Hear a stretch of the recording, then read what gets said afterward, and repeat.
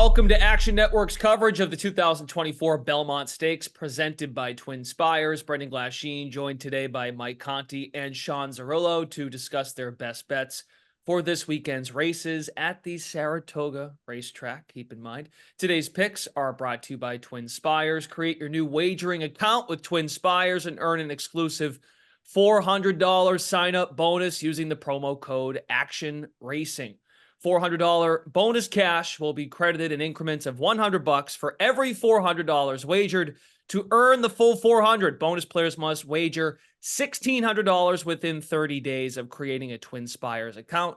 This sign-up offer cannot be combined with any other registration bonus offer.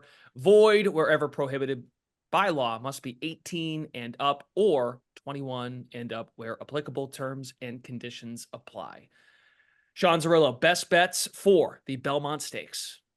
Yeah, my top two win contenders for the Belmont Stakes, the number 9 Sierra Leone, the number 10 Mindframe, the two shortest odds on the morning line, but given the fact that you have Mystic Dan and Seize the Gray in this field, your Derby winner and your Preakness winner, I do expect those horses to get bet down, and I do think these 4 horses ultimately will take the most money and be pretty close in odds at the end of the day. So I think you may find more value on Sierra Leone and or Mindframe than you do relative to their morning line odds. But I also think Sierra Leone in particular is going to get a better pace setup and also face less traffic than he did in the Kentucky Derby. Those were my main concerns with him going into the Derby. He overcame all of those things and still ran an incredible second place finish, arguably ran better than Mystic Dan, who had a bit of an easier trip on the inside path along the rail there. But getting an equipment change here too. He's tend to veer out in the stretch and pass races, made a change to his equipment, so they're hopeful that will get him to correct that issue and actually run straight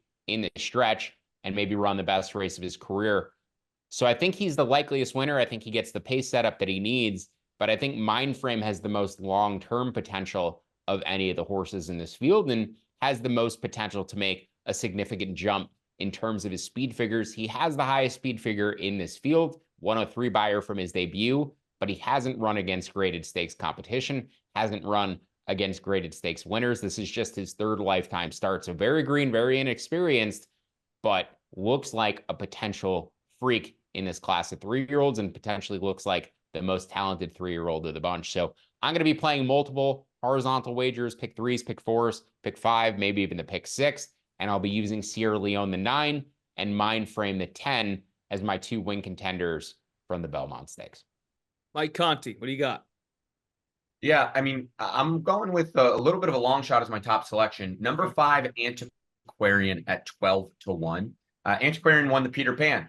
The Peter Pan is the same race that Arcangelo won last year before coming out and winning the Belmont. Now, 2 big differences. This year's Peter Pan was run at Aqueduct because Belmont's closed, and this year's Belmont's being run at Saratoga. That being said, I love Antiquarian's running style. He's a relatively lightly raced horse, only 4 career starts. He's paired his last 2 buyer speed figures, and so I expect him to be able to take a pretty significant jump up on the buyer speed figure perspective. In addition, 2 back, I put a line through that race in the Louisiana Derby for him. He ended up finishing 6th, but he broke through the gate. Anytime a horse breaks through the gate, they have to expend so much energy in order to do so. I never like a horse that does that. You draw a line through that, ultra competitive horse who is a stalking style, which I think is going to be key in this race, being more forwardly placed without being on the lead. So number 5, Antiquarian, is going to be my top selection. Sean talked about number 9, Sierra Leone, who's the favorite in here. I've always liked this horse, but my issue with Sierra Leone is the lugging in.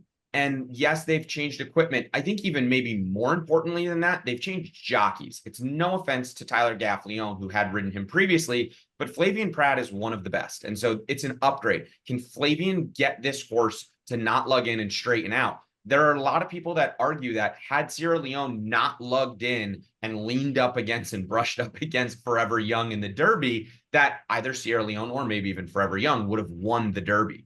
And so if Flavien can get Sierra Leone to not lug in, stay straight in the stretch, Sierra Leone's going to be difficult in here. Again, it's only a 10-horse field, but still, he's a deep closer. Going to have to make sure that he works out a trip and or that he gets the pace scenario, which I do think that he'll get.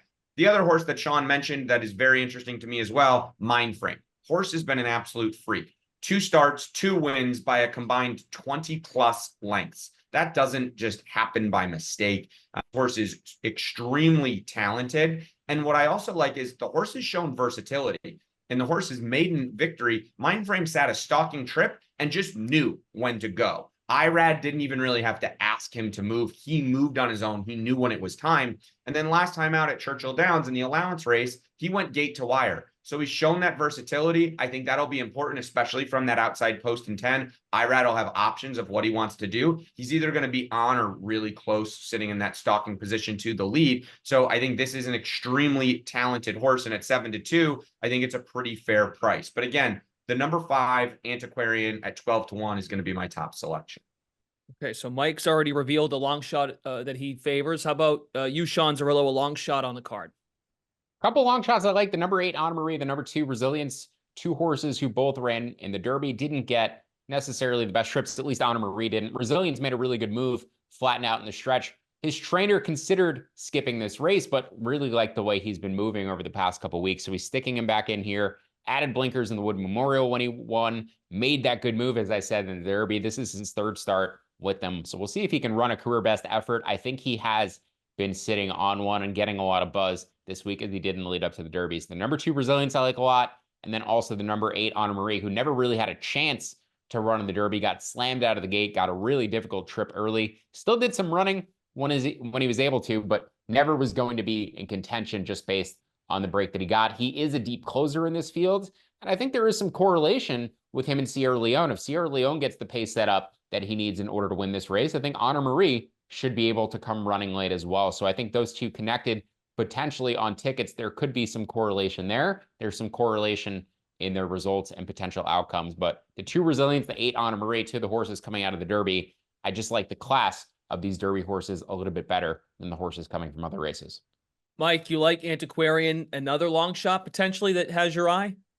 Yeah, I mean, look, not really a long shot per se, but Mystic Dan at 5-1, the value, right, in terms of like the value of the horse at 5-1, it's going to be hard for me not to bet him at 5-1. He's obviously our Derby winner. He ran a really good race in the Preakness. I mean, Seize the Gray just got a really easy lead and had enough to kick for home. Mystic Dan started to close the gap a little bit in that Preakness.